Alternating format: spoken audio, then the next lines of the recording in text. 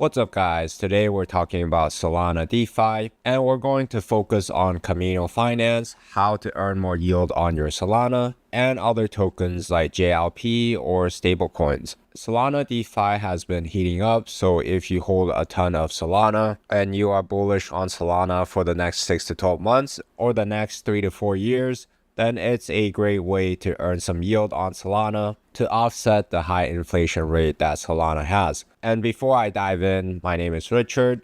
This is currently my yield farming portfolio. I focus mainly on yield farming concentrated liquidity pools. You can see I have a pretty good track record here, up almost $12,000 compared to holding with my positions. If you add my closed positions, I'm up roughly $43,000. This channel is mainly about yield farming and earning passive income through crypto. So this video is not really about concentrated liquidity pools, but it's about lending and borrowing. It's still a very important tool to learn as a DeFi investor. And just a quick disclaimer, none of this is financial advice. Be sure to do your own research before you invest into these protocols. So right off the bat here, if we click on this Earn tab, you can see this lending section where you could deposit your tokens into a vault and earn a nice APY. If we click Solana here, just by depositing your Solana into this vault, you can see you would be earning a roughly 8 to 9% supply APY here. And you can see like the historical APY. It fluctuates, and basically for this type of vault, what it does is there is a fund manager here. In this case, it's MEV Capital that is managing your lending positions across different markets over here. And you can see like the breakdown here to see where they're getting their APY. And what's really nice is there's zero management fee over here. So they're getting the best rate possible for you with very minimal management on your end. And there's different managers here. For example, this Alice Lab, right? They lend out your SOL in different markets. And once again, 0% management fee. And this one has a pretty high supply APY in its lifetime. But over the last 90 days, it's a little bit lower than what we were just looking at. So that's the first part.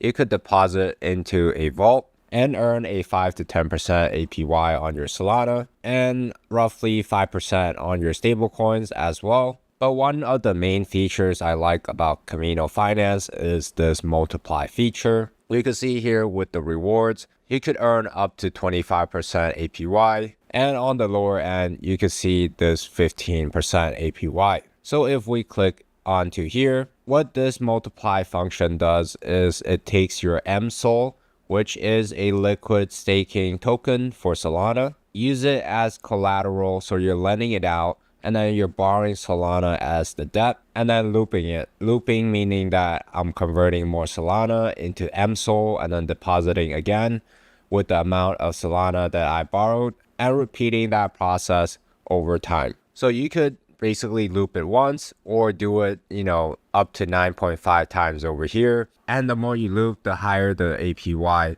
you're going to be able to get. So if I go to this My Position tab, if I deposit 100 MSOL, for example, you can see this APY here based on the Multiply tab. If I went for 5 loops, you can see the APY is 15%.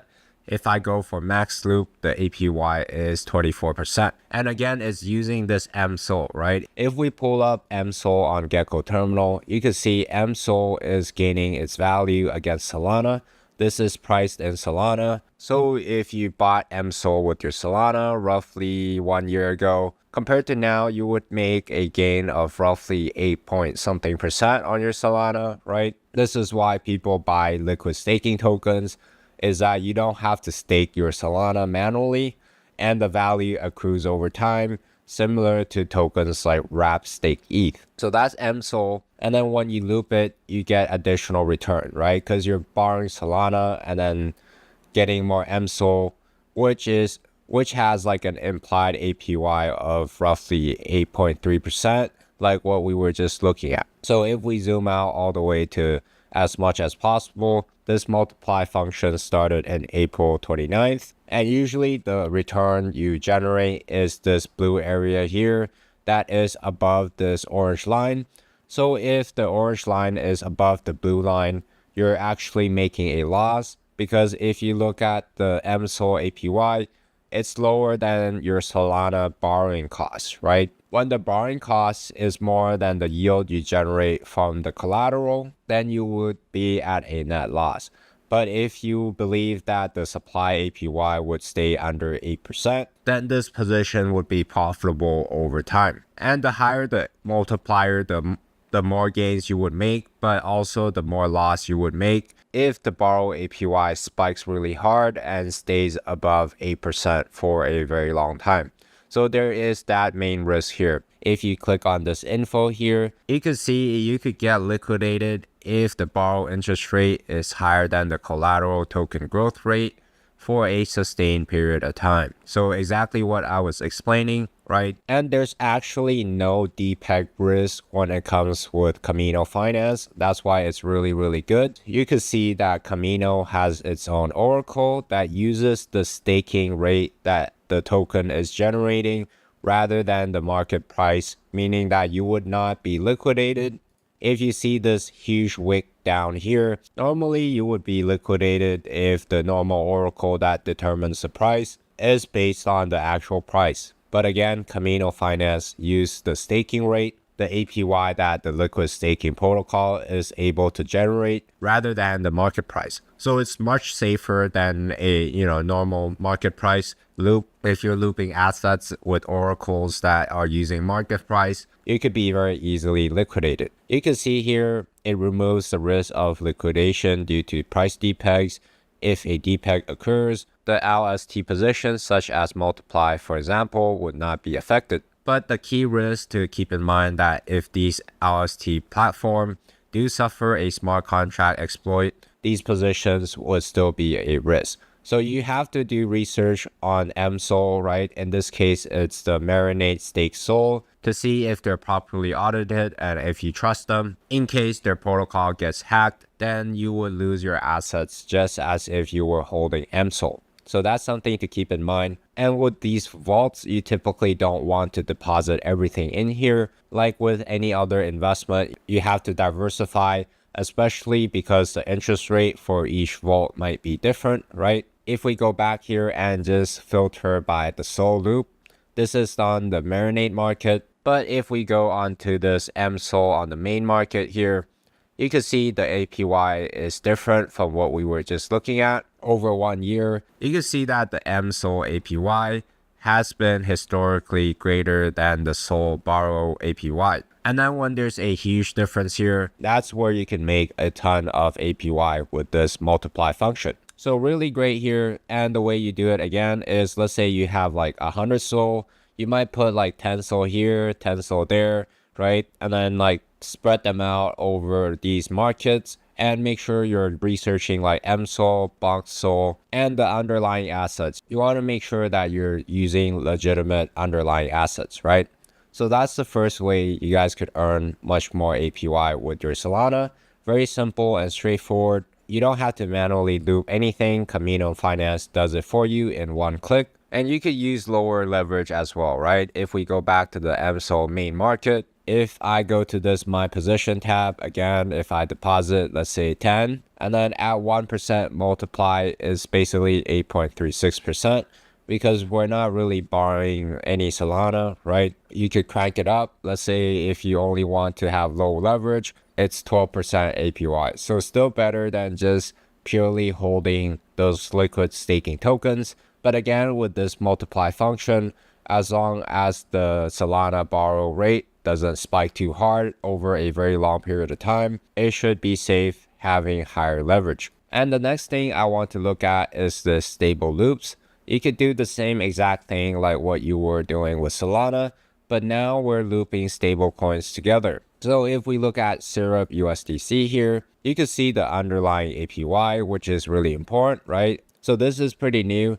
And basically what we want to look at is the Syrup USDC APY, if it's going to be able to sustain above the USDG borrow rate. And you guys could close out of these positions at any time. Let's say the borrow rate just doesn't come down below this blue line.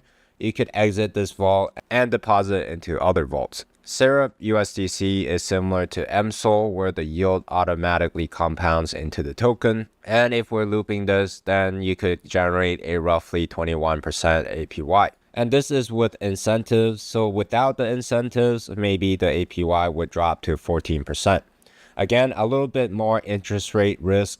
If this underlying assets spike up in interest rate, then you would be making less APY or be at a loss even. So do keep that in mind. And again, we want to research the underlying assets, make sure that it's something safe, and you also want to diversify your portfolio. And the last thing I want to look at is this JLP loop. It works the same way. You're depositing JLP and then you're borrowing these underlying assets. And as long as the JLP APY is greater than the borrowed assets, then you would be making money. But with this, you got to be a little bit more careful and use less leverage, because if we pull up the JLP price, it actually fluctuates. It's actually not stable, right? So what exactly is JLP? If we go to Jupiter Perps, it's a perps trading platform that you could trade stuff like Solana, Ethereum, and wrap Bitcoin on chain. And we click on this earn tab here, you would see this JLP pool. So this pool is made up of these assets, right? Solana, Ethereum, wrap Bitcoin, USDC, USDT. These assets are what the traders use to basically trade with. If those traders make a profit, then the assets will be paid out using this pool. And then if those traders make a loss, then those assets would come into this pool. So that's the first thing to consider. And the other thing to think about is that these are the underlying assets. Ethereum and Bitcoin only comes up to roughly 21% of the pool. Almost half of it is in Solana and 31% of it is in USDC. So JLP price fluctuates with Solana price the most because it's the main underlying asset. But at the same time, because it has a 31% allocation to USDC, it's much less volatile than Solana. If we look at the huge drawdown that we saw on Solana in the last few months compared to JLP, JLP had a roughly 36% drawdown, right? Compared to Solana, if we measure from the high to low in the same time period here, you can see the drawdown is roughly 67%. So much more stable because again, you have these other assets as well as stable coins, and also you get 75% of the fees that is generated from this perps platform. It's used directly to buy into this JLP token. And that's the APY here. This is purely based on the trading fee. It's not based on the trader profit and loss. And if you assume that traders either break even on average or make a net loss on average, then you will see additional profits, right? But that's the minimum amount that you could expect. And if we pull up Dune Analytics here for Jupiter Perps, you can scroll down and see the fees. The weekly fees has been growing over time, so that's really nice to see. So JLP is a pretty good investment in my opinion. You earn roughly 16% APY, and then you also get some asset appreciation.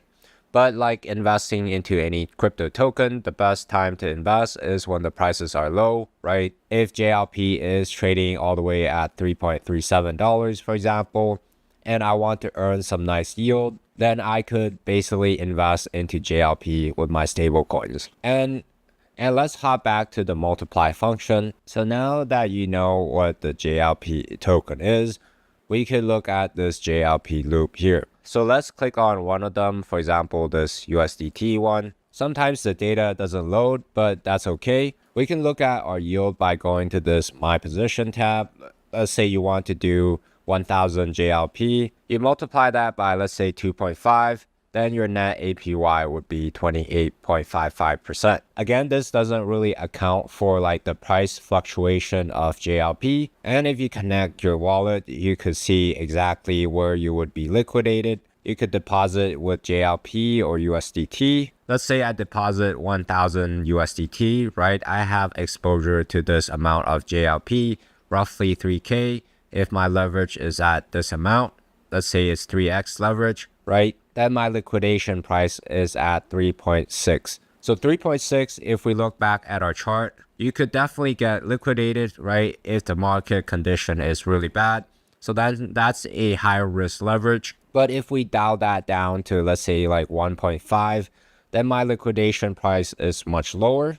I would be generating 20% APY on my capital. And if I believe that Solana's price is going to appreciate over time, then JLP's price would most likely appreciate over time as well. And if I bump that leverage up to 2, again, you can see the liquidation price. 2x leverage on this is probably still safe, and you could bump it basically up to 24% APY. So it depends on if you want to worry about liquidation or not. If you don't, use like 1.5 or just no leverage, right? Just buy JLP and hold if you think that's a solid asset. And again, if JLP's price appreciate over time, you're making those gains on top of this 20% APY. So that's really nice, especially if you buy JLP or deposit into this vault when the prices are really low. And since this data doesn't load, we don't have to worry about this. We could go to this market section. And if we just Control F and then type JLP, it will pop down to this JLP market here. So once I have this, I could take a look at the supply APY of the underlying assets, right? The JLP multiply function has exposure to all of these tokens. For example, this PYUSD, I could go in and take a look. Over the last 30 days, supply APY has been fluctuating here, but the 30 days average is only 4.45%. 90-day is only 4.69%, but a longer time horizon is 7.1%. Zoom out over 1 year here. Back here, the supply APY was much greater. Let's compare that to USDC, for example, over 1 year. So slightly lower supply APY, and over the last 180 days, it's lower as well. And let's look at USDT over 1 year, even lower than the USDC and the PYUSD we looked at, right? Lastly, the USDG over 1 year, also relatively low. So the strategy might be, let's say you have $10,000. Since the USDT and USDG interest rate is lower on the longer time horizon, then I could go heavier on those two vaults, maybe 70 to 80% of my capital there, and the rest in the PYUSD and the USDC market. So with this vault, you still want to diversify once again to prevent like a spike of interest rate in one of these tokens that could potentially put you at a loss, right? And if you guys just want to lend out your tokens, you could go to this market tab and look at all of these assets, right? For example, you could earn 7% on your USDG, USDS. It even supports Eurocoin here, and you could borrow assets as well, right? If you want to long Solana, for example, you could deposit Solana, earn a nice APY, and then borrow some other tokens like Eurocoin and USDG, which comes with like some rewards to offset the borrow APY. And you could basically get paid to long Solana rather than paying a funding fee in a perps trading platform.